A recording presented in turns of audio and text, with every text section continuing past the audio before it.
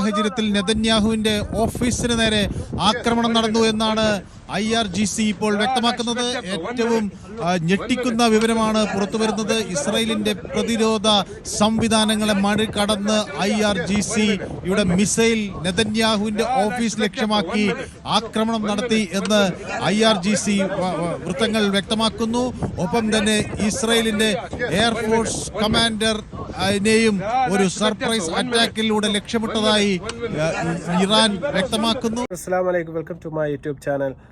ആയത്തുള്ള Ali ഖമേനിയുടെ മരണത്തോടുകൂടി എല്ലാം അങ്ങോട്ട് അവസാനിക്കുമെന്ന് വിചാരിച്ച ഇസ്രായേലിനും അതുപോലെ തന്നെ അമേരിക്കക്കും അടിതെറ്റി എന്ന് വേണം കരുതാൻ വേണ്ടിയിട്ട്. തീർച്ചയായിട്ടും ഞാൻ പറഞ്ഞതുപോലെ തന്നെ ഈ ആയത്തുള്ള അലി എന്ന് പറയുന്നത് ഇറാനിൻ്റെ ഒരു പരമോന്നത നേതാവാണ്. അദ്ദേഹം ഒരു രാഷ്ട്രീയ നേതാവ് മാത്രമല്ല, അദ്ദേഹം ഒരു ആത്മീയ നേതാവ് കൂടിയാണ്. തീർച്ചയായിട്ടും അതുകൊണ്ട് തന്നെയാണ് ഇതൊരു വൈകാരികമായ ഒരു പ്രശ്നമായിട്ട് ഇറാനിയൻ ജനത തീർച്ചയായിട്ടും കൈകാര്യം ചെയ്യുന്നത് എന്ന് വേണം മനസ്സിലാക്കാൻ വേണ്ടിയിട്ട്.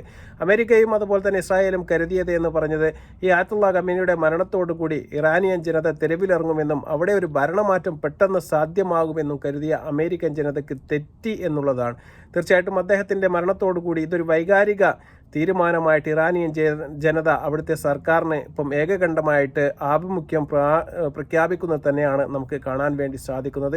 തീർച്ചയായിട്ടും ഇറാനിയൻ ജനതയും അതുപോലെ തന്നെ അവിടുത്തെ ഭരണകൂടവും പെട്ടെന്ന് തന്നെ അദ്ദേഹത്തിൻ്റെ മരണത്തിന് ശേഷം ഭരണം കൈമാറ്റം നടക്കുന്നു. തീർച്ചയായിട്ടും അവർ ഭരണം ഏറ്റെടുത്തതിന് ശേഷം ഞങ്ങൾക്ക് കിട്ടിയ തിരിച്ചടിയുടെ 100 മടങ്ങ് തീർച്ചയായിട്ടും ഇസ്രായേലിന് തിരിച്ചു കൊടുക്കുമെന്ന് പറയുന്നത് നമ്മൾ കണ്ടു. ഏതാനും മണിക്കൂറുകൾ മാത്രമേ ആവശ്യം വേണ്ടി വന്നുള്ളൂ. തീർച്ചയായിട്ടും ശക്തമായ തിരിച്ചടി ഇസ്രായേലിൻ്റെ പ്രധാനമന്ത്രിയായ നമ്മുടെ നെതന്യാഹു എന്ന് പറയുന്ന ഭരണകർത്താവിൻ്റെ വീട്ടിൽ തന്നെ കൊണ്ടച്ച് എത്തിച്ചു എന്ന് വേണം നമുക്ക് മനസ്സിലാക്കാൻ വേണ്ടി സാധിക്കും. തീർച്ചയായിട്ടും ആ ദൃശ്യങ്ങളാണ് നിങ്ങൾ ഈ വീഡിയോൻ്റെ സൈഡിൽ തീർച്ചയായിട്ടും കാണാൻ വേണ്ടി സാധിക്കുന്നത്. തലക്ക് പകരം തല എന്ന് പറയുന്ന ഒരു തീരുമാനത്തിലേക്ക് നമ്മുടെ ഇറാനിയൻ റവല്യൂഷണറി ഗാർഡിൻ്റെ നേതാവ് പോയോ എന്ന് വേണമെങ്കിൽ ചിന്തിക്കാൻ വേണ്ടി സാധിക്കും. തീർച്ചയായിട്ടും പുറത്തു വരുന്ന വാർത്തകൾ തീരെ രസകരമായൊരു വാർത്തയല്ല എന്നുള്ളതാണ്.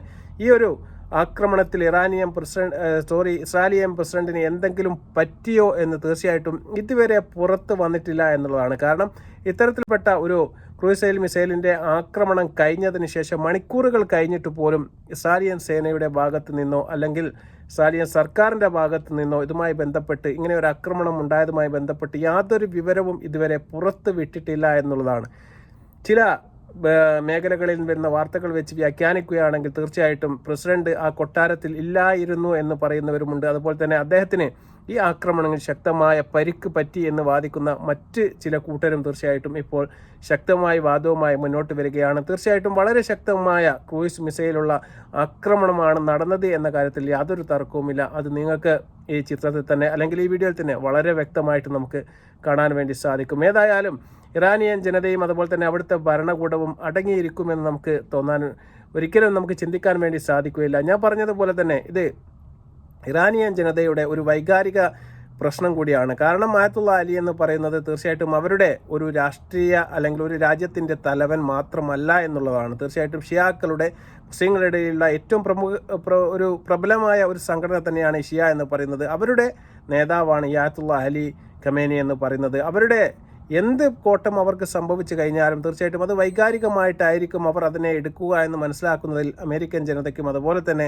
നമ്മുടെ ഇസ്രായേൽ പ്രസിഡന്റിനും എല്ലാം അബദ്ധം പറ്റി എന്ന് വേണം നമുക്ക് മനസ്സിലാക്കാൻ വേണ്ടി സാധിക്കും. വരും ദിവസങ്ങളിലും ഇതുമായി ബന്ധപ്പെട്ട പ്രശ്നങ്ങൾ പെട്ടെന്നൊന്നും തന്നെ തീരാനുള്ള ഒരു സാധ്യതയും കാണുന്നില്ല എന്നുള്ളതാണ്. അതിൻ്റെ ഏറ്റവും ഒടുവിലത്തെ ഉദാഹരണമായിട്ട് നമുക്ക് ഈ ഒരു ആക്രമണത്തെ നമുക്ക് കാണാൻ വേണ്ടി സാധിക്കും. കാരണം ഇസ്രായേൽ എന്ന് പറയുന്ന രാജ്യത്തെ എല്ലാ മിസൈൽ വേദ സംവിധാനങ്ങളെയും എല്ലാം വെട്ടിച്ചുകൊണ്ട് തീർച്ചയായിട്ടും അവരുടെ വസതിയിലും അതുപോലെ തന്നെ അവരുടെ ഓഫീസിലേക്കും ക്രൂയിസ് മിസൈൽ അയക്കാൻ വേണ്ടിയിട്ടുള്ള ശക്തി ഇപ്പോഴും ഇറാൻ ഉണ്ട് എന്ന് പറയുന്നത് തീർച്ചയായിട്ടും അമേരിക്കയെ ചുരുക്കി പറഞ്ഞാൽ ഞെട്ടിച്ചു എന്ന് വേണം നമുക്ക് മനസ്സിലാക്കാൻ വേണ്ടി സാധിക്കും.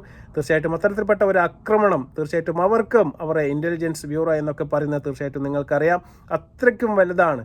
അതിനെയെല്ലാം മറികടന്നുകൊണ്ടുള്ള ഒരു ആക്രമണം ഇറാനിയൻ റവല്യൂഷണറി ഗാർഡിൻ്റെ ഭാഗത്തു നിന്നുണ്ടായി എന്ന് പറഞ്ഞാൽ തന്നെ തീർച്ചയായിട്ടും അവരുടെ ഒരു ശക്തി നമ്മൾ വിചാരിക്കുന്നതിനെക്കാട്ടിലും എത്രയോ 10 മടങ്ങ് കൂടുതലാണ്.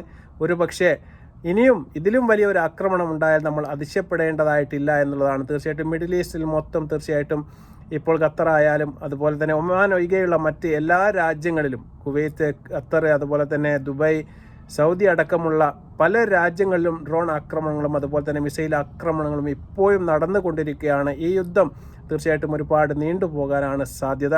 ഇനി വരും ദിവസങ്ങളിൽ നമുക്ക് ഏതായാലും ഇസ്രായേൽ പ്രസിഡന്റ് നെതന്യാഹിന് ആ ആക്രമണത്തിൽ എന്തെങ്കിലും സംഭവിച്ചോ, അദ്ദേഹത്തിൻ്റെ വീടിന് എന്ത് കേടുപാടുകൾ പറ്റി എന്നുള്ള വാർത്തകളെല്ലാം തന്നെ പുറത്തു വരേണ്ടതായിട്ടുണ്ട്.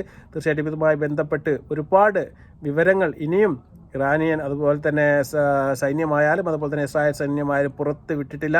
വരും ദിവസങ്ങൾ ഇതുമായി ബന്ധപ്പെട്ട് തീർച്ചയായും പുതിയ വിവരങ്ങൾ പുറത്തു വരാനുണ്ട്. അതുമായി ബന്ധപ്പെട്ട് നമുക്ക് അപ്പോൾ വീഡിയോമായി വരാം. വീണ്ടും നല്ല വീഡിയോമായി വരുന്നതുവരെ അസ്സലാമു അലൈക്കും വറഹ്മത്തുള്ളാഹി തആല വബറകാതുഹു.